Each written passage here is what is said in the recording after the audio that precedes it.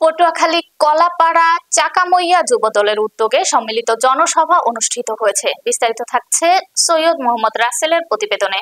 অনুষ্ঠানের শুরুতে BNP chairperson Begum Khaleda জিয়ার রোগ মুক্তি কামনায় হাজার হাজার নেতাকর্মীরা দোয়া মোনাজাত করেন। আজ শনিবার নিশানবাড়িয়া সরকারি প্রাথমিক বিদ্যালয় প্রাঙ্গণে এ জনসভা অনুষ্ঠিত হয়। জনসভায় প্রধান অতিথি হিসেবে বক্তব্য রাখেন বিএনপির জাতীয় নির্বাহী কমিটির প্রশিক্ষণ বিষয়ক সম্পাদক ও পটুয়াখালী ৪ আসনে বিএনপি মনোনীত প্রার্থী এবিএম মোশাররফ হোসেন। এ সময় বেগম খালেদা জিয়ার আরোগ্য কামনা করে এলাকায় নারী পুরুষেরা মোনাজাতে কান্নায় ভেঙে পড়েন। তারা দোয়া করেন আগামী নির্বাচনের আগে যেন বেগম খালেদা জিয়া সুস্থ হয়ে দেশবাসীর মাঝে ফিরে আসবে বলেও আশা ব্যক্ত করেন। সকলকে আপনি সফল করেন, সার্থক করেন। দেশ ও জাতির কল্যাণের জন্য আমাদের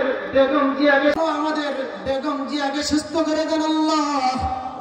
সমস্ত আপসহীন নেত্রী যাকে বলা হয়, একমাত্র নেত্রী, তিনি অসুস্থ। রফিক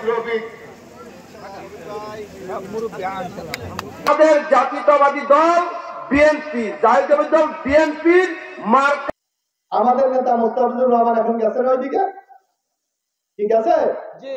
তো ওনাকে এখন আমি কেন্দ্রীয় শাখার নেতৃবৃন্দ টাকা প্রধানমন্ত্রীকে ভুল দিয়ে অভিনন্দন জানাবেন। এরপর